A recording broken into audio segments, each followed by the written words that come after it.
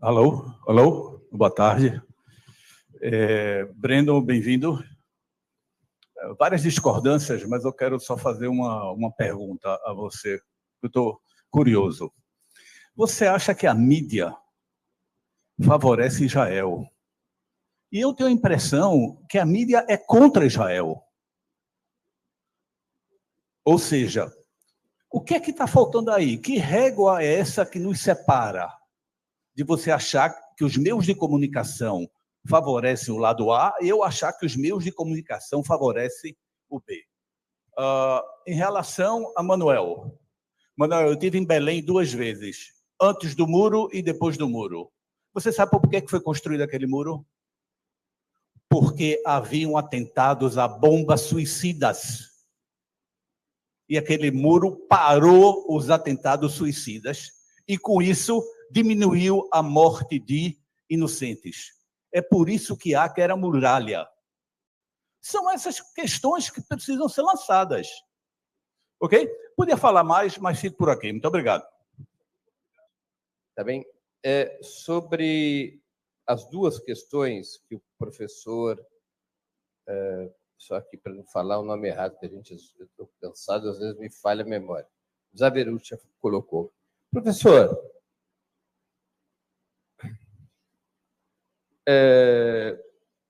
eu acho que a gente deve usar uma métrica razoável, que é o bom senso, e a observação, e a quantificação, e o registro histórico e factual do que acontece, para a gente poder avaliar o comportamento da mídia em relação ao regime sionista. Eu posso citar muitos fatos relativos à imprensa brasileira e à imprensa internacional, que são frutos não da minha informação, mas de notório conhecimento. Por exemplo, se o senhor for assistir à Rede Globo, o senhor verá que jamais foi convidado na Rede Globo, em qualquer dos seus programas, ou na Globo News, jamais foi convidado um único representante dos palestinos. Um único judeu antisionista. Sempre os especialistas que são chamados pela Globo são judeus ou especialistas que apoiam o regime sionista o tempo todo. Não há uma única exceção. Jamais houve qualquer exceção nesses 5 meses. Se o senhor acompanhar os principais diários do país, com a rara exceção da Folha de São Paulo, que na página 3 abre opinião para o contraditório, o senhor verá que no Estadão e no Globo, que são os 2 outros grandes jornais junto com a Folha, jamais foi publicado qualquer artigo, jamais, qualquer artigo de crítica ao regime sionista, qualquer crítica ao governo Netanyahu. O senhor também deve ter acompanhado pelo noticiário que, há coisa de 3 meses atrás, houve uma manifestação no lobby do New York Times, com a participação de jornalistas do New York Times e outros jornalistas dos Estados Unidos, exigindo que o New York Times fizesse uma cobertura equilibrada do que ali ocorria. Esse fato foi notícia no mundo inteiro. Imagino que o senhor tenha acompanhado essa manifestação. Não é? Imagino que tenha acompanhado. O senhor também deve ter acompanhado a saraivada que sofreu o presidente Lula, não apenas agora, quando justamente comparou o regime sionista ao nazismo, como desde o primeiro momento, quando, mesmo criticando como terroristas as ações do Hamas, disse que Israel praticava terrorismo de Estado e, em seguida, denunciou Israel por genocídio na faixa de Gaza. Os meios de comunicação do Brasil e do mundo, os meios monopolistas, fizeram um ataque cerrado contra o presidente.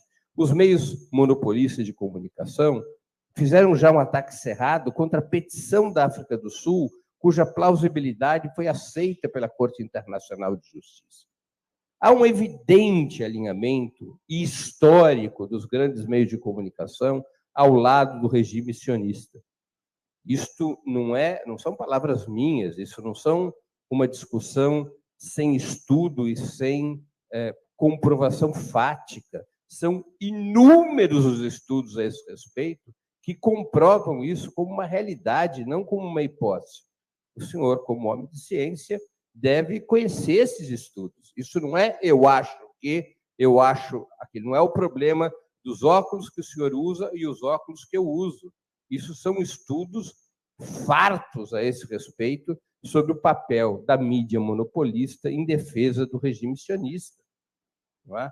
Inclusive através de medidas legais que foram adotadas. Medidas legais. O senhor não pode negar que a Confederação Israelita do Brasil entrou com vários processos contra mim na justiça para me proibir de falar, para proibir que minha opinião seja escutada. Então, são questões fáticas.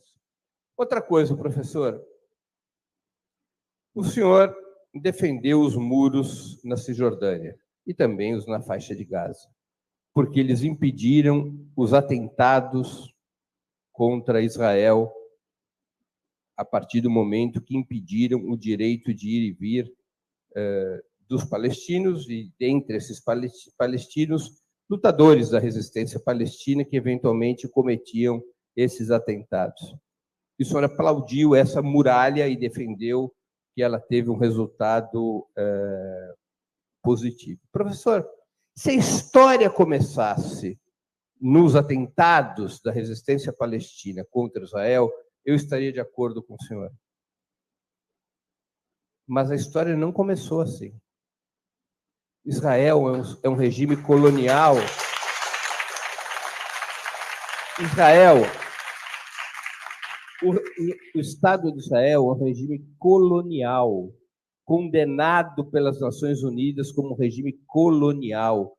É um regime de apartheid, assim identificado pelas mais renomadas organizações de direitos humanos do mundo. O regime sionista é um regime colonial e racista, que submete o povo palestino a uma situação colonial há muitas décadas. Há muitas décadas. O regime sionista é um regime cuja prática nas suas prisões, e são milhares de palestinos presos, a prática nas suas prisões é a prática da tortura, do assassinato, do desaparecimento, não conforme a minha opinião, professor, mas de acordo com a Comissão Landau do próprio sistema de justiça de Israel. Israel é um violador de direitos humanos, porque o regime sionista tem parentesco com o nazismo e com o fascismo, professor.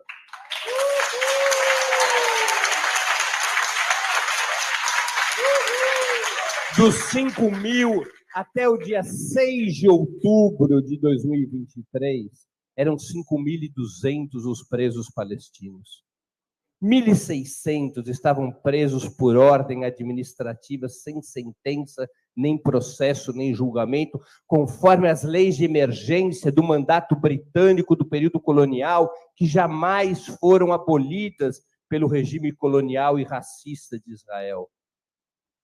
Ordem administrativa, professor. Isso é uma violação dos direitos humanos em alto grau. Professor, dos 5.200 palestinos presos, 800 tinham menos de 18 anos de idade e 200 menos de 12. O regime colonial e racista de Israel, professor, como todo regime colonial e racista, tende ao genocídio. E é o que nós estamos assistindo. É um regime vergonhoso, professor, que deve ser repelido de uma maneira intensa e sem qualquer tipo de vacilação, porque Israel é uma vergonha em termos de direitos humanos, uma vergonha. Só haverá paz naquela região, professor.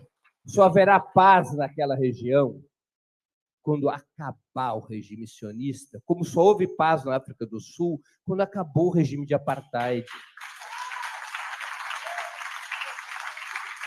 Os palestinos que recorreram e recorrem à luta armada contra o regime sionista estão protegidos pelo direito internacional, como bem lembrou o embaixador chinês na Corte Internacional de Justiça. Estão protegidos pela Resolução 3103 das Nações Unidas, aprovada em 1973, que diz claramente que o colonialismo é um crime e que, diante do colonialismo, os povos têm o direito à insurgência e à luta armada. Israel é o Estado colonial. A muralha sobre Belém é para garantir o colonialismo, é para garantir a opressão do povo palestino. Uma muralha criminosa, é uma muralha de um regime racista e, portanto, tem que ser condenada aos quatro ventos, sem qualquer titubeio, sem qualquer vacilação. O regime sionista, professor, com todo respeito, é inimigo da humanidade, é inimigo dos povos e deve ser varrido do mapa.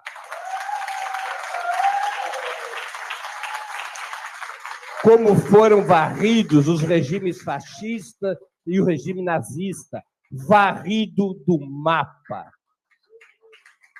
E o povo palestino tem todo o direito de recorrer à luta armada e à violência para enterrar esse regime. Isso está no direito internacional, professor. Eu vou repetir. Resolução 3103 das Nações Unidas. Para não haver nenhuma dúvida, eu vou ler um pequeno trecho dessa resolução.